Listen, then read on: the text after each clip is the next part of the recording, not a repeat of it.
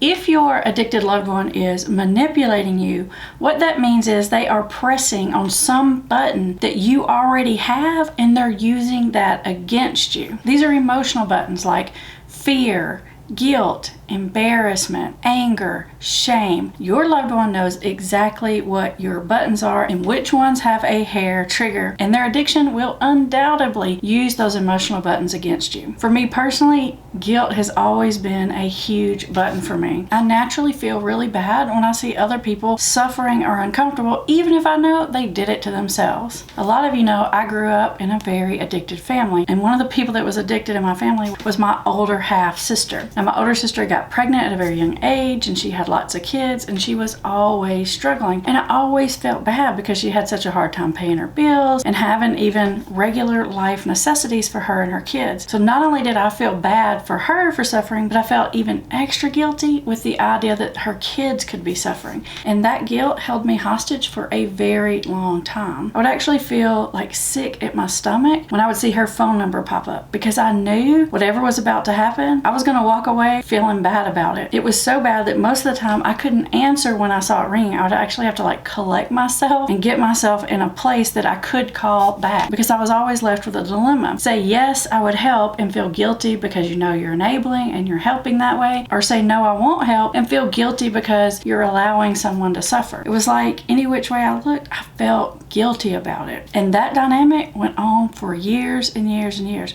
like well past when I was an addiction counselor. And I didn't stop doing it until I hit sort of a bottom, I guess you could call it. I won't go into the whole story here because I go into it on other videos, but essentially what happened was my sister took advantage of my grandmother in a really big, not okay way. And once that happened, I was just so upset and angry and resentful about it that I was like, that's it. I almost had to get mad enough so that I didn't feel guilty anymore. What is it that's keeping you stuck and allowing you to be manipulated? Because that's going to keep happening to you until you get control of whatever that emotional button is for you. Hopefully it won't take you as long as it did me. Now, the second thing that you could be facing is when an addicted loved one tries to lie to you. Now, the button that this pushes in you, it's actually your ego button, because our ego, if we think, oh my gosh, they think I'm going to fall for that, and then our ego checks in, and then we feel like we have to call it out to prove our rightness. Now, it's not always a mistake to call out a lie, but you really have to stop and ask yourself, why am I wanting to call this out? Does it really matter one way or the other? Because a lot of times when you're dealing with someone who has an addiction, lying is such a natural part of what comes along with it that they lie about little things that don't even matter. And does it matter if they had 6 beers or 4 beers? No, it really doesn't matter. So most of the time, it's not really necessary to call out the lie. If you're feeling like you have to call it out every single time and it always starts an argument, then there's an emotional button being pushed with you,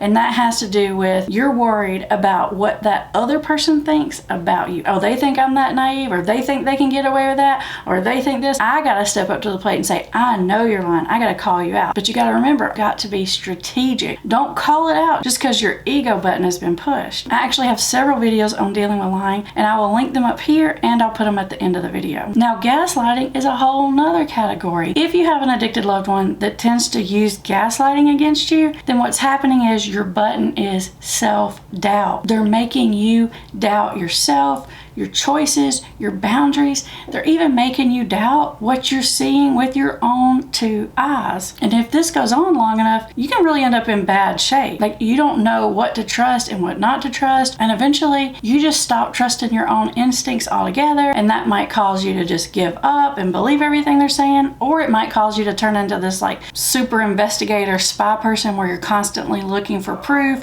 and trying to show them that you know what's up. And you got to remember, when that's happening, watch out for that ego button. If you don't want to be manipulated, lied to, controlled, gaslit, it's all about managing your own emotions. If you don't get in control of your own emotions, your own self-confidence, what's going on with you, you are just going to be on that roller coaster with them. You're going to be on those ups and downs like a feather in the wind. If you really want to stop being manipulated, you have to get in control of yourself. Not only is that going to help you live a better life, but it's actually going to be really helpful to the other person as well. So it's a win-win situation. To learn more about dealing with lying, watch this video. And to learn more about getting control of your own emotions and understanding your side of the street, watch this video.